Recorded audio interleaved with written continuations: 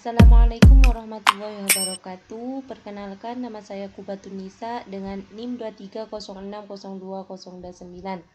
Di sini saya akan mempresentasikan CPK, yaitu kecerdasan komputasional, di mana yang berjudul implementasi algoritma genetika dalam menjadwalkan kerja dan pengujian cuti pegawai di PT Medan Sugar Industri.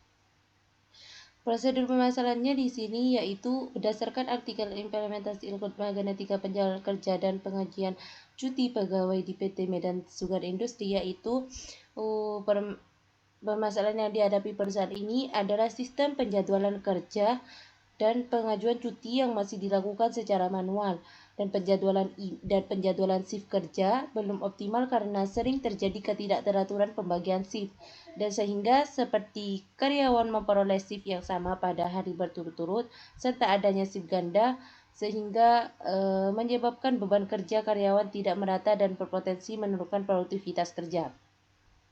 Dan selain itu juga proses pengujian cuti masih bersifat konvensional dengan pencatatan manual yang memerlukan waktu lama dan rentan terhadap kesalahan. Dan kondisi ini menyulitkan HRD dalam mengelola data dan laporan cuti pegawai. Dan permasalahan penjadwalan cuti tersebut termasuk masalah optimasi yang kompleks karena melibatkan banyak karyawan, variasi shift, serta aturan kerja yang harus dipatuhi, sehingga diperlukan metode yang mampu menghasilkan solusi secara optimal dan efisien, yaitu menerapkan algoritma genetika. Prosedur penyelesaiannya yaitu ada 6, dan yang pertama yaitu mengumpulkan data karyawan, data shift kerja dan aturan penjadwalan sebagai input sistem.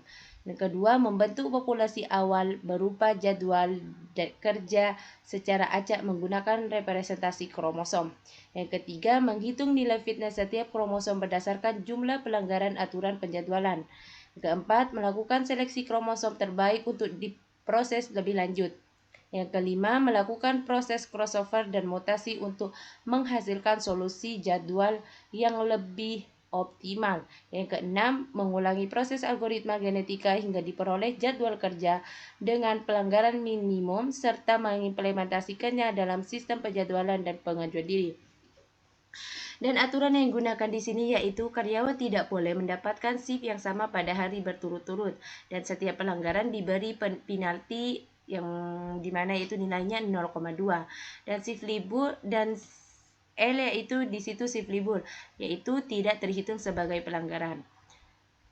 Dan kita langsung masuk ke babak pertama, yaitu mengumpulkan data karyawan, yang dimana yaitu data karyawan yang merupakan himpunan individu yang akan dijadwalkan dalam sistem kerja, dan data ini digunakan sebagai dasar pembentukan gen pada kromosom. Dan di sini yaitu terdapat tabel data karyawan yang di dalamnya ada kode karyawan dan nama karyawan. Dengan kode K1 dengan nama karyawan Andi, dan K2 bernama Johan, K3 bernama Budi, dan K4 bernama Robi.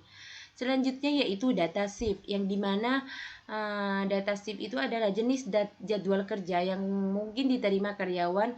Untuk setiap shift dipresentasikan dalam bentuk kode untuk memudahkan proses algoritma genetika. Di sini juga seperti tabel data karyawan terdapat kode shift dan nama shiftnya. Kode shift SP yaitu pagi, SS siang, dan SM malam, dan L libur. Dan masuk ke tahap kedua yaitu tahap penjadwalan kromosom 1 dengan generasi 2. Di sini tahap jadwal kromosom ada 3 tabel.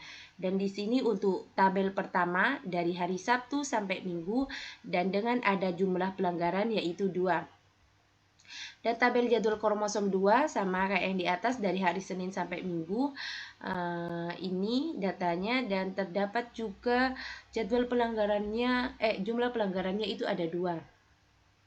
Dan untuk tabel yang ketiga yaitu terdapat jumlah pelanggarannya yaitu lebih banyak, yang dimana yaitu 9. Dan tabel ini juga menunjukkan jadwal kerja masing-masing karyawan dan jumlah pelanggaran yang terjadi pada setiap kromosom. Dan selanjutnya yaitu masuk ke tahap 3, yang dimana yaitu yaitu melakukan evaluasi fitness. Yang pertama yaitu menghitung fitness. Nah, di sini tabel untuk menghitung fitness yang terdapat di kromosom, jumlah kromosom, rumus 0,2 kali pelanggaran dan fitnessnya itu. Di sini sudah kita lihat sendiri tabel perhitungan fitness generasi 2 yang dimana totalnya yaitu 1,7857143 total fitnessnya ini ya. Dan pada tahap awal ya ini dibentuk populasi awal sebanyak 6 kromosom secara acak. Namun pada artikel acuan hanya ditampilkan 3 kromosom terbaik yang digunakan sebagai populasi efektif pada generasi 2. Selanjutnya yaitu tabel probabilitas seleksi generasi 2. Nah, di sini kita sudah masuk ke tabel untuk menghitung probabilitas, yang dimana yang di dalamnya itu ada kromosom, ada fitness, probabilitas, dan probabilitas kumulatif. Dan ini yang di kromosom dengan C1 fitness 0,7142857, probabilitasnya 0,4 dan probabilitas kumulatifnya sama juga yaitu 0,4. Dan selanjutnya yaitu ada C2 kromosom C2 fitness 0,7142857 dengan probabilitas 0,4 dengan probabilitas kumulatif yaitu 0,8. Dan yang terakhir yaitu ada kromosom C3 fitness 0,3571429 dengan probabilitas 0,3 dan probabilitas kumulatif yaitu 1,0. Dengan kromosom fitness dengan kromosom dengan fitness lebih besar yaitu memiliki probabilitas seleksi yang lebih tinggi. Selanjutnya yaitu tabel segmen probabilitas. Nah, di sini untuk tabel segmentasi perhitungan probabilitasnya. Nah, sudah kita lihat sendiri. Nah, dengan nilai random yang jatuh pada suatu segmen akan memilih kromosom yang akan bersangkutan. Nah, selanjutnya yaitu dengan seleksi dengan memilih calon induk. Nah, di sini sudah terdapat tabel pemilihan calon induk. Yang di sini ada R ke berapa dan nilai R dan kromosom. Dan di sini juga ada syarat kondisinya dan ada hasilnya. Nah, dengan nilai random yang jatuh pada suatu segmen akan memilih kromosom yang bersangkutan. Dan di sini di tabel di sini yaitu terpilih semua. Nah, selanjutnya itu mendapatkan individu atau kromosom baru atau dari populasi, yaitu yang dimana tabelnya ini tabel individu hasil dari seleksi paren dari hasil tadi pemilihan individu baru. Nah, di sini individunya yang terpilih ada 3, yaitu C1, C2, C3, dan kromosom terpilih yaitu C1, C2, C3. Penamaan paren yaitu dinamai P1, P2, P3. Dan populasi baru ini adalah kumpulan kromosom hasil seleksi yang akan diproses pada tahap selanjutnya. Dan kita masuk ke tahap 4 yaitu yang dimana melakukan crossover atau kawin silang. Crossover di sini sendiri yaitu proses pertukaran gen antar induk untuk menghasilkan solusi baru. Nah, di sini sudah terdapat tabelnya juga, yang dimana di sini kita akan memilih di mana yang crossover, yaitu di individu ada P1 kromosom C1 nilai random 0,20 dan hasilnya yaitu crossover. Dan yang menghasilkan crossover juga yaitu terdapat di P3, individu P3 kromosom C3 nilai random 0,10 dan crossovernya yang statusnya yaitu crossover.